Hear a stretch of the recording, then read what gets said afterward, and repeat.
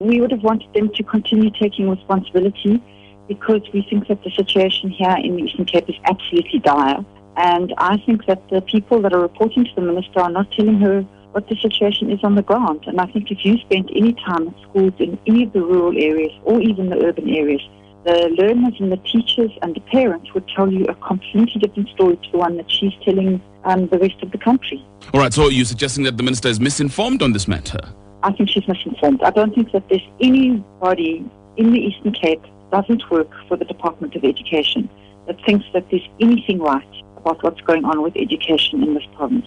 What are the problems? Just give us an indication of some of the issues that are happening on the ground.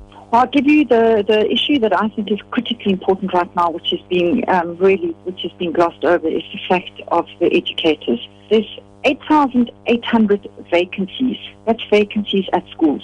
There are 9,000 teachers on sick leave or permanent incapacity. Those teachers have been away from schools for more than 3 years or up to 3 years. Consulting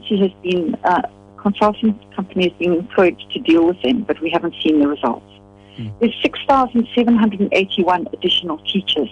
They've all supposedly been earmarked to go and work at different schools, but because of an impasse with the unions, they're not going. So, for example, there's a school in Grahamstown that needs a deputy head. There's a deputy head at another school in Grahamstown that is deemed to be access to the establishment. She's supposed to go to the school in Grahamstown where they need a deputy head. She has received a letter of appointment. She's not going. There is no movement of teachers in addition.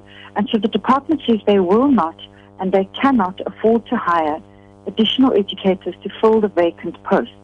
So that's fine if you're trying to balance the books, but that's not fine if your child is sitting in a classroom without a teacher. We are looking at ourselves being in the middle of April. Some children have been without a teacher the entire school year.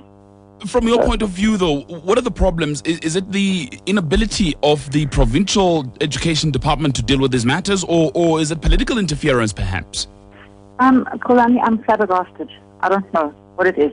I mean, what we see at a very basic level is a complete inability by the district or the provincial department to deal with the most basic queries. So, for example, if you're a teacher and you haven't been paid for 3 months, and you come to the LRC and you say, look, I've got a real problem, I haven't been paid for 3 months. This is not something that really should require court intervention. You should be able to pick up a phone, write a few emails, make some inquiries, work out why this person hasn't been paid, get them paid. You can't even get a response to an inquiry like that. You get court orders that are unfulfilled. You get undertakings, promises to do things. I think that the Provincial Department of Education does not know how to do its job. And I think that the only improvements have been in areas where they've employed consultants to do the interventions.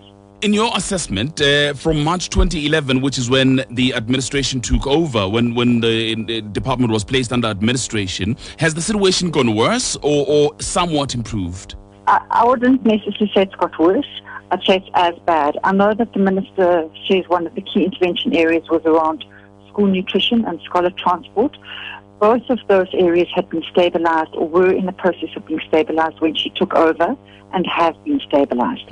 There was provision of learner-teacher support material this year, which is for the first time ever schools have had textbooks. Pretty much all schools have had textbooks at the start of the school year, so that is an improvement. That process itself was not without huge problems. So on some of those issues, there has been an improvement. But certainly on the fundamental issues around educators, getting teachers into jobs where they're basically in front of classrooms where they're needed, there's been no improvement. There's a huge issue with sanitation.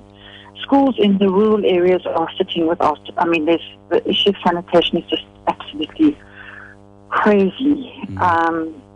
We've got a school, Gobinamba Technical School, 902 students, 4 pit latrines for the entire school. We've got schools with 116 children in the classrooms. We've got 4 children sitting to a desk made for 2. We've got a massive shortage of desks and chairs. We've got a massive shortage of teachers. And we've got a massive problem with school infrastructure. So if you look at your absolute basics, buildings, teachers, toilets, and furniture, you cannot say that that is under control in the Eastern Cape.